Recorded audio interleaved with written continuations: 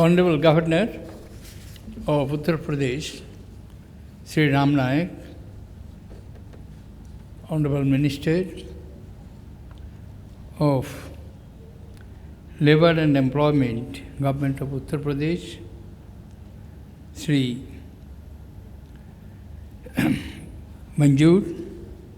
Shahid Manjur, founder of this institution, Shri Shiv Nadar, founder chairman of HCL and Shiv Nadar Foundation, Dr. S.N. Balkrishnan, Chancellor, Shiv Nadar University, distinguished members of the court and executive council of the university,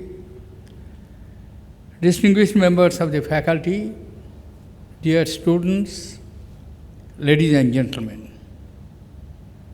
At the very outset, I would like to express my regret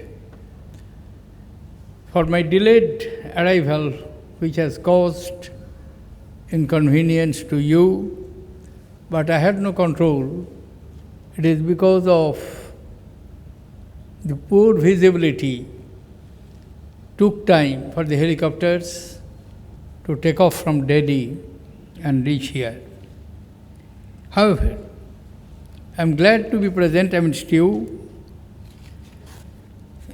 today.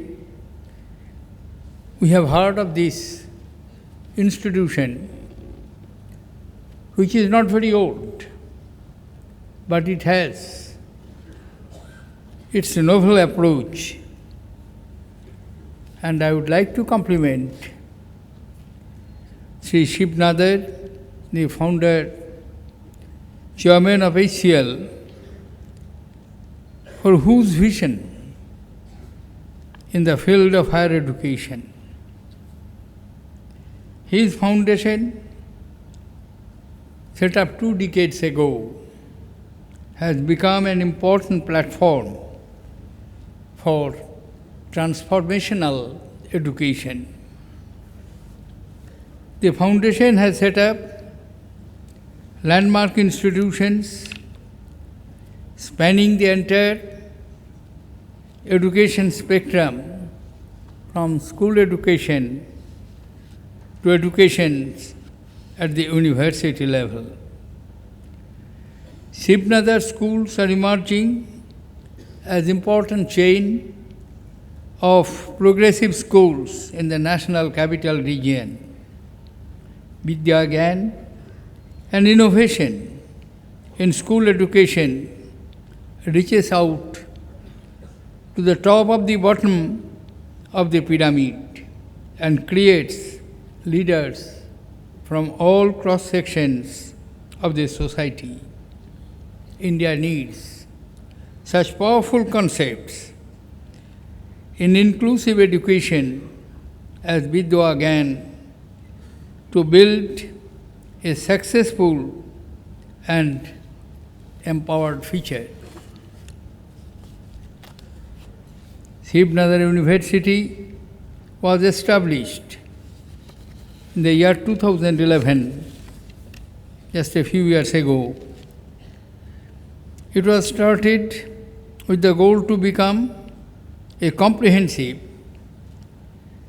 multidisciplinary and student-oriented institution focused on creating new knowledge and producing competent professionals. The university has since adopted a distinct curriculum to nurture students for the exciting opportunities of tomorrow. Its unique approach has potential to positively influence the higher education landscape in our country in the next 2 to 3 decades. Distinguished member of the faculties, dear students, ladies and gentlemen, after our independence in 1947, we embarked upon an economic development program with the launch of the first 5-year plan in 1951. But we recognized that in order to have the rapid economic growth and to take the country advanced from the impact of 190 years old colonial rule, we require competent personnel in different fields. So the rulers of the day decided to build up human resources.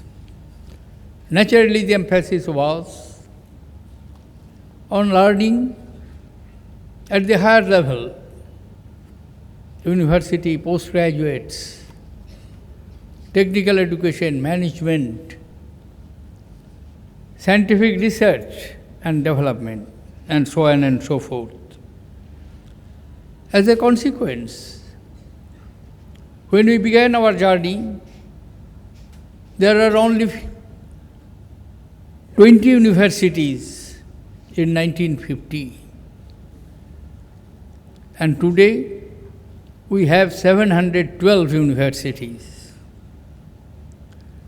During this period, from 1950 to the end of the 12th 5-year plan,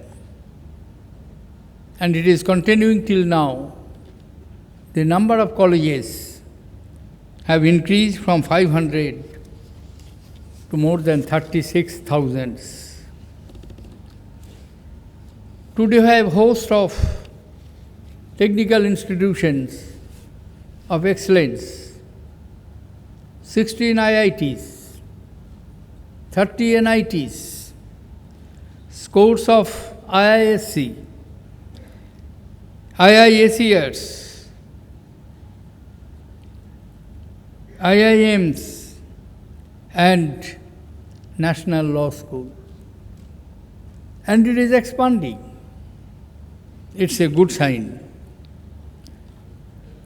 It will promote the areas of professional competence like engineering, science, research, management, and law.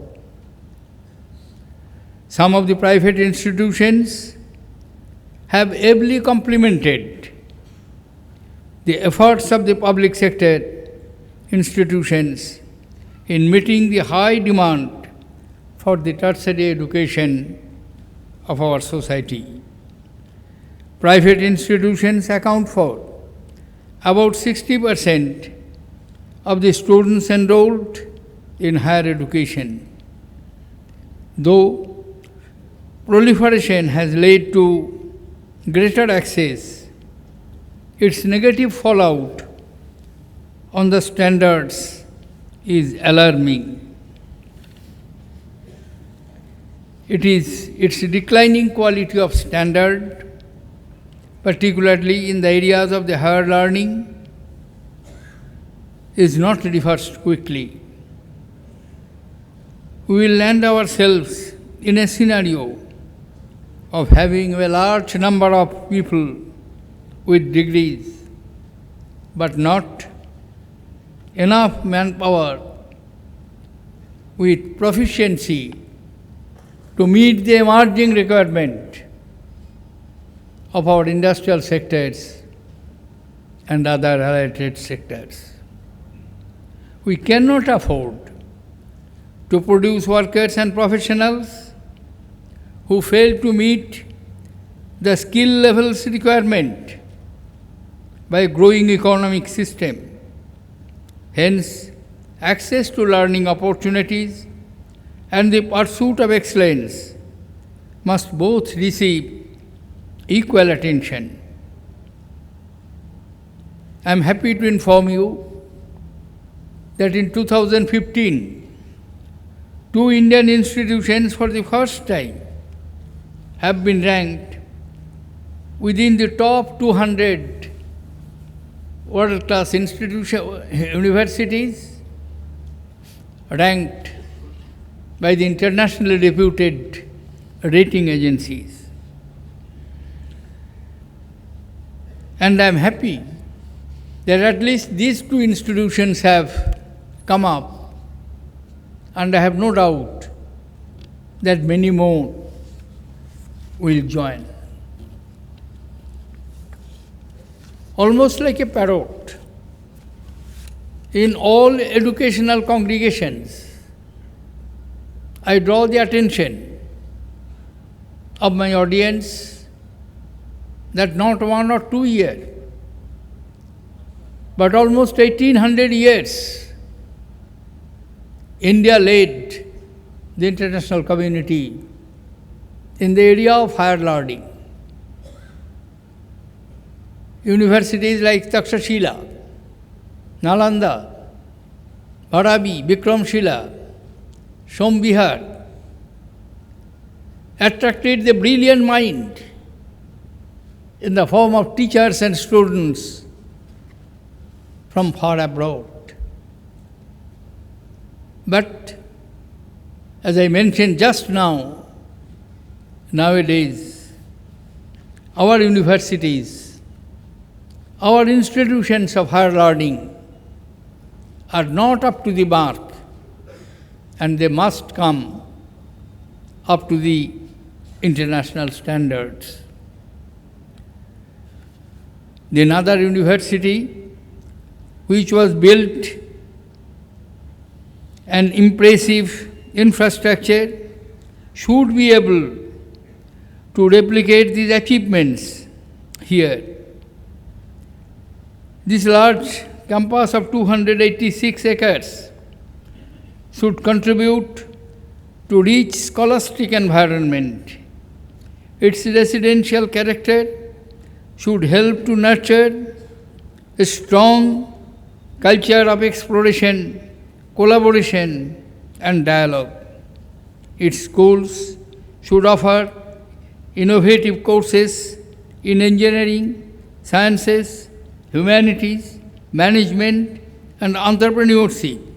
My confidence is this university stems from the fact that the 2,000 students enrolled in its various programs are taught by quality teachers, including the faculty from renowned institutions abroad. This is very important. The cross-fertilization of mind and intellect. We must emphasize on exchange programs, and equally we must emphasize on research and development, on innovation. In today's world, it cannot be just theoretical, and we should build up a close linkage between the academic world, industrial community, society at large, and work together in harmony so that the requirements of each sectors of the society, each sections of the society are met by the growing academic community,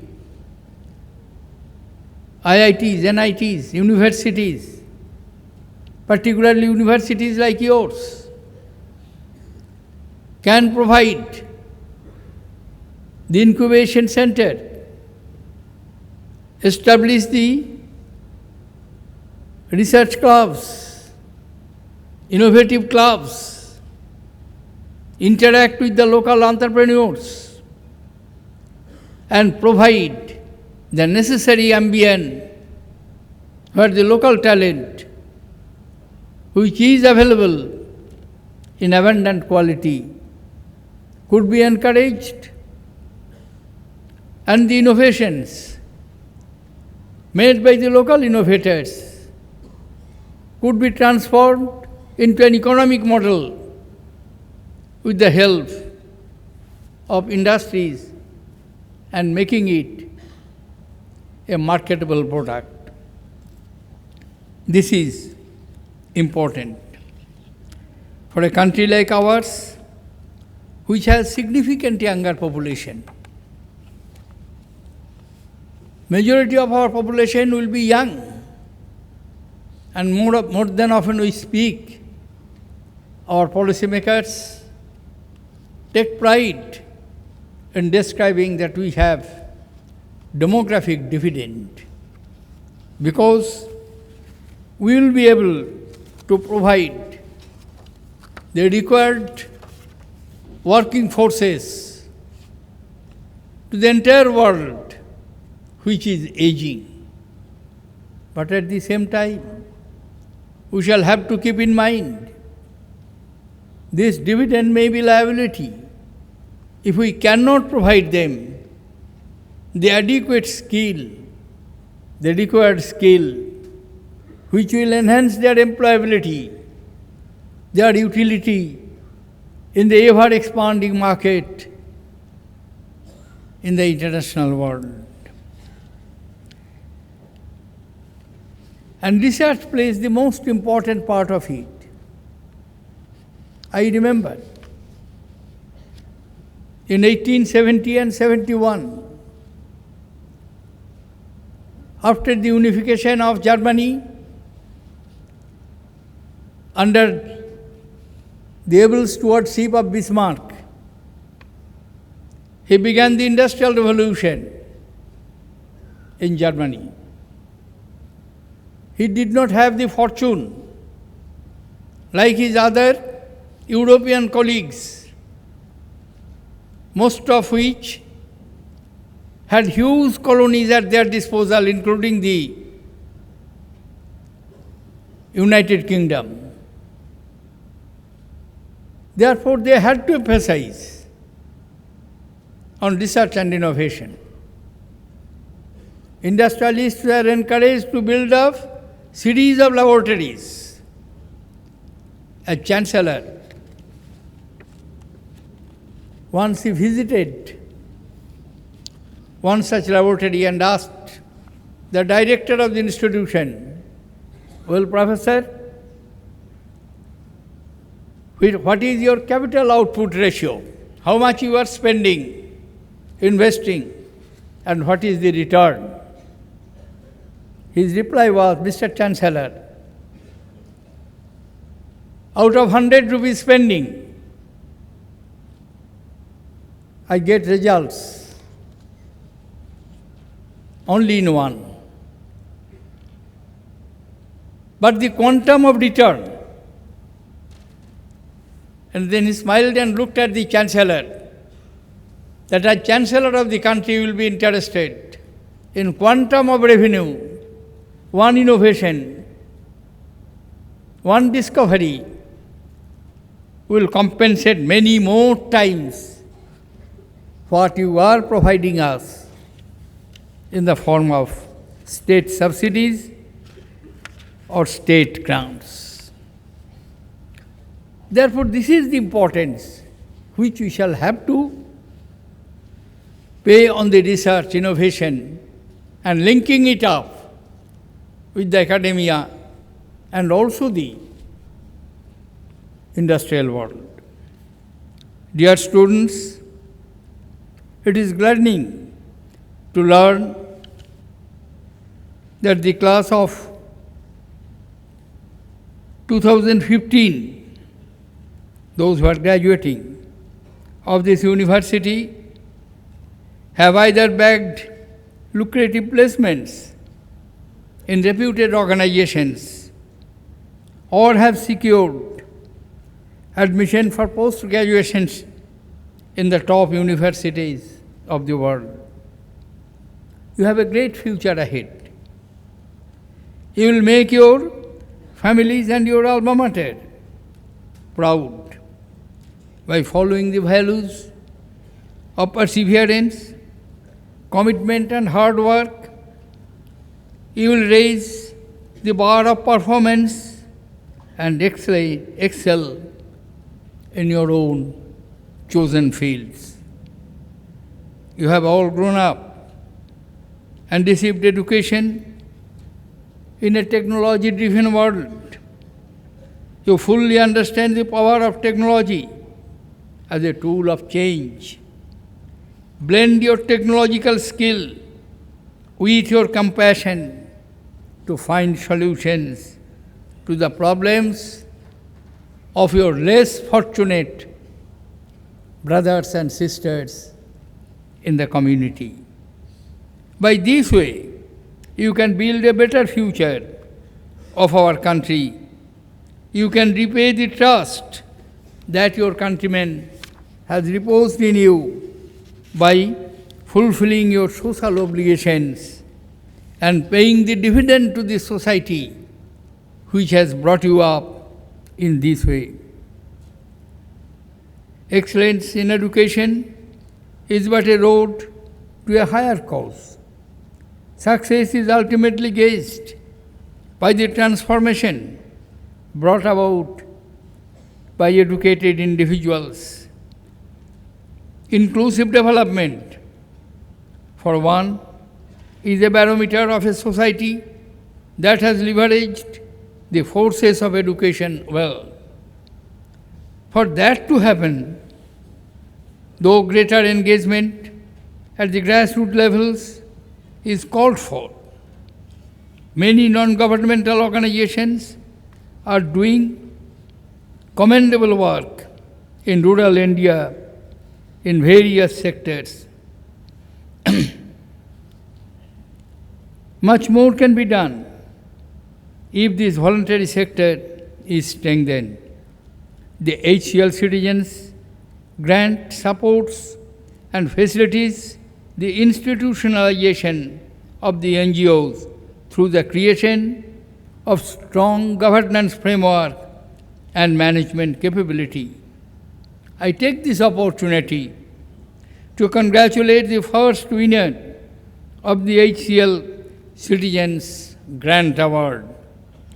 The HCL Foundation has committed 100 crores rupees over the next 5 years towards this grant, as this grant is intended to bring in better governance into the social sector system. It will benefit the stakeholders in the long run. I applaud Shiv Nadar University for taking the lead in connecting the industry to the cause of the social upliftment. Distinguished students, faculty members, ladies and gentlemen, before I conclude, I would like to give one parting advice from an old man to much younger boys and girls. Move ahead. You have received best education in a highly qualified institutional setup from the most competent teachers and faculties. Nothing to fear. World belongs to you. You are to take the opportunities. No question of looking back. No question of carrying any baggage. Move ahead. The skill which has been instilled in you, the knowledge which you have acquired, the expertise which has been developed in you will help you in moving ahead and overcoming the problems one by one. I wish you Godspeed, all success in your future endeavors. Thank you, ladies and gentlemen. Jai Hind.